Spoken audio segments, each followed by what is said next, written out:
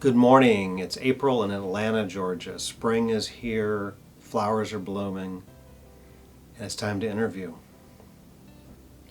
Before the COVID pandemic, the world was moving toward interviewing online as companies want to save money, reduce their budgets for travel, and interview more people in less time. The world has gone to online.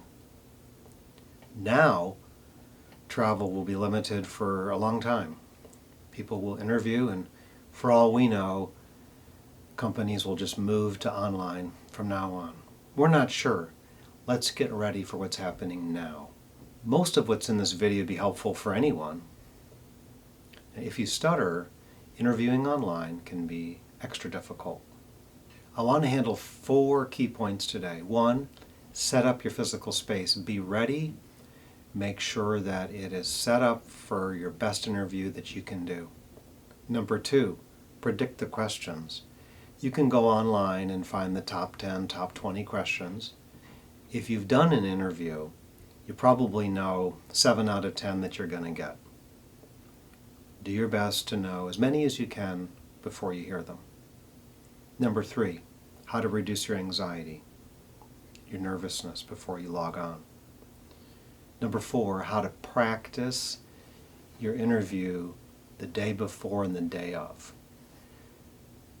I've had the chance to work with first responders who had to interview. I helped a police officer pass the oral examination to become a sergeant. I've helped people get into flight school, get into military school, get into law school. So I've been helping people to interview for a long time, and I want to share with you if I personally was interviewing as a person who stutters, what I would do. There's different chat types. Some of them are live. I log on with you at a certain time we've agreed on, and I get to see you as a live person. I think we all like those the most, but then there's others. There's an avatar. There's an image of a person or creature, and the questions are recorded.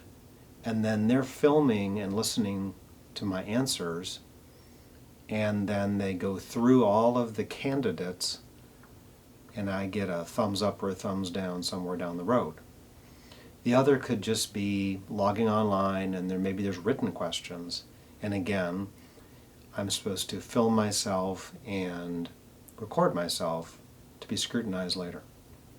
That's the reality of what's happening now. Get a mirror. So my setup, I put a laptop on a desk, I put a mirror behind it. 2/3 of everything you learn comes in through your eyes. When you're watching yourself talk, you talk more slowly, more patiently, you might smile more. You can identify stuttering better when you're watching yourself, and you can stutter more easily, which is what most people want to do. And your eyes can be going from your web camera to the mirror very discreetly if you position it right. If you have to read something out loud, it can be taped up on the mirror on your desktop. So set your scene, make sure it's quiet. That person wants to know that the only thing you care about in that moment is that interview. You can go on a website. There's the top 10, top 20 questions are typically asked in an interview.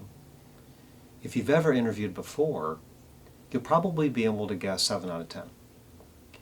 If you have practiced the questions, you'll do better. You can write your answers.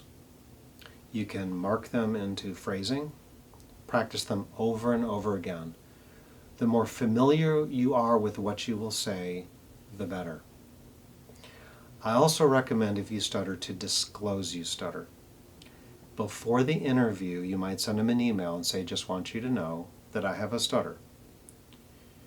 The reason is this. If you go into the interview with the purpose of concealing the stutter, disguising it, I don't want them to know I stutter, otherwise it'll be a concern. You may end up stuttering more or more severely or cutting off your message. There's a quote, your attention follows your intention. So if your intention is to conceal stuttering, then your attention will be on word changing, cutting off your message short, when you're coming to that critical moment, a key answer to a question. So it's safe to just tell them, I stutter. Our world is moving toward a more diverse place where stuttering is acceptable and we're intelligent and skilled even if we stutter. The world's learning that. If you do have a stutter during the interview, again, you can disclose and say, I have a stutter. Next, we're coming into anxiety, nervousness, fear. We have buzzwords like state anxiety, anticipatory anxiety, panicking, or the fight or flight response. During those moments of fear and anxiety, your diaphragm tightens, your blood leaves your extremities, causing that nauseous, nervous feeling that you can rate between a 1 and a 10. 10 being extreme, 1 being mild. We should have some butterflies. We should be geared up to interview. But if you do a self-assessment, if you close your eyes and you're feeling a 5, 6, 7, 8, 9, 10, there's fear in your body. And that will create more stuttering, more severe stuttering, more of a panic sensation. A couple things for you to look at. One is a book called The Feeling Good Handbook, written in the 80s by David Burns. He's a psychiatrist who treated anxiety and depression without medicine. And in his years and years of working with people, he found what's called the top 10 forms of twisted thinking. I suggest that you pick up the book, go through it. It's an easy read, and you'll learn how to diagnose what you're thinking and feeling that's causing your anxiety. Another great way for you to jump in here, learning how to run your brain, learning how to reframe your thoughts.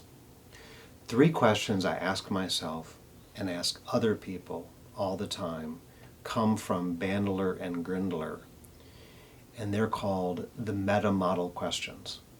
The first question you ask yourself is, what do I believe about stuttering? The second question, what would it mean to me to stutter? The third question is, would it be a problem for me to stutter? Let's go to the first question, what do I believe about stuttering?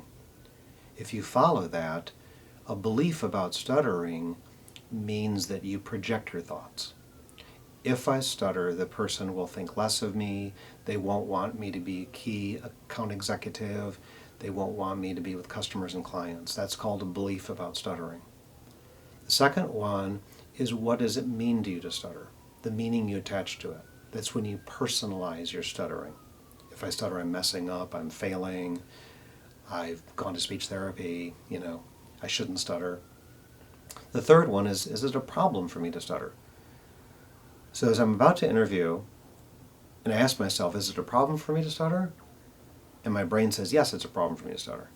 Then I must either be projecting or personalizing. Those are the 2 P's, projecting or personalizing. So learn to reframe your thoughts. Find the thoughts that cause that anxiety and nervousness. Your greater ability to reframe those thoughts, the more you'll calm down. This is stuff that we didn't learn in grad school. I didn't learn it. I had to learn it all on my own. Mark your reading with lines. We saw in the King's Speech how Logue marked the readings for King George VI, and we know that Joe Biden was taught by the nuns how to mark passages of lines. If there's ability to read, let's pretend the person says, tell me about yourself. You have that canned paragraph. It's all prepared. You've already typed it. You've already marked it. There's an expression, dig a well before you're thirsty. The better prepared you are, if you wing it, good luck. There's an expression, failing to prepare is preparing to fail. So, if you're out there and you stutter, remember, set up your space, predict your questions, learn to reduce your anxiety, have more healthy thoughts, and disclose, and practice the day of. So, also want you to know that if you stutter, you are more than stuttering. You have many attributes and skills that you bring to your employer. The great Jack Welch passed away about 2 weeks ago. He was the chairman of GE. During his time with GE, the company raised their revenue sevenfold. In the year 2000, he was named the manager of the century. A man with a stutter is named the manager of the century. So I want you to remember that as a takeaway. Be courageous. I hope that you do well with these tips and in the future. Thank you.